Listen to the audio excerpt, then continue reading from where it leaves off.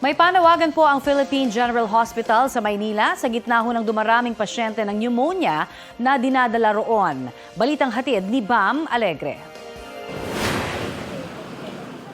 Ngayong malamig ang panahon, pansin ng vendor na si Stella Almelor, panay ang ubo ng kanyang mga apo. Pati ang pinakabunso niyang apo na 4 na buwang gulang lang nakasama niya sa pagtitinda, nahawa na rin.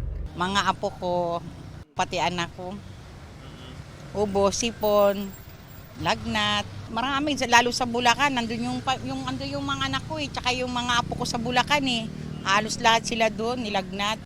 Hindi pa pinatitignan ni Stella ang mga apo sa espesyalista. Mahigit 4 na buwan wala nang alisin ang COVID-19 State of Public Health Emergency sa bansa. Mga kaso naman ng pneumonia ang dumarami sa Philippine General Hospital sa Maynila. Ayon sa pamunuan ng PGH, marami sa mga pasyente ang naka-intubate o nilalagyan sa lalamunan ng tubong nakakabit sa ventilator para madaanan ng hangin.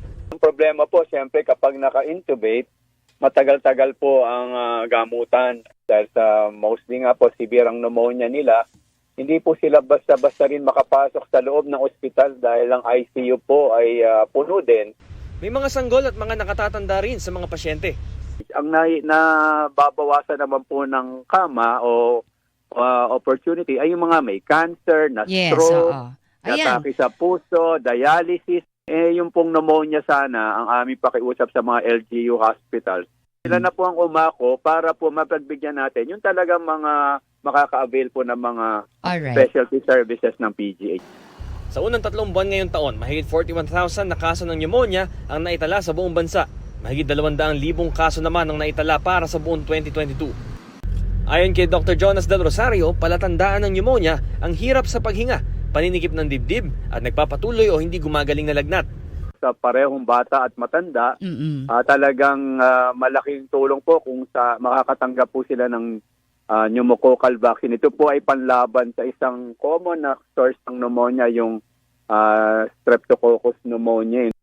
Pagpasok ng Burmans, naobserbahan din ng Health Department ang pagdami ng influenza-like illnesses o ILI, mga nakakahawang impeksyon dulot ng iba't ibang uri ng virus o bacteria. Ang mga naitalang kaso mula January hanggang October 13 ngayong taon, 45% na mas mataas kumpara sa mga naitala sa parehong panahon noong nakaraang taon. Bagamat bumagal na ang pagdami ng mga kaso pagdating ng Nobyembre, ayon sa DOH, maigi pa rin mag-ingat gaya ng pagsusuot ng face mask at pagbabakuna. Ayon kay Dr. Ron Jean Solante, bukod sa pag-iiba ng panahon, ang pagdami ng mga respiratory illness posibleng dulot ng tinatawag na immunity gap. Ang immunity gap is it's a global phenomenon yan, Melo. Opo. Because after the pandemic, yung mga vaccine preventable diseases, kasama na dyan yung influenza, pneumonia, measles. Talagang bumababa ang vaccination coverage doon sa mga vulnerable population, including children. Bam Alegre, nagbabalita para sa GMA Integrated News. Mga kapuso, para sa mga maiinit na balita, mag-subscribe sa GMA Integrated News sa YouTube. Sa mga kapuso abroad, subaybayan niyo po kami sa GMA Pinoy TV at sa www.gmanews.tv.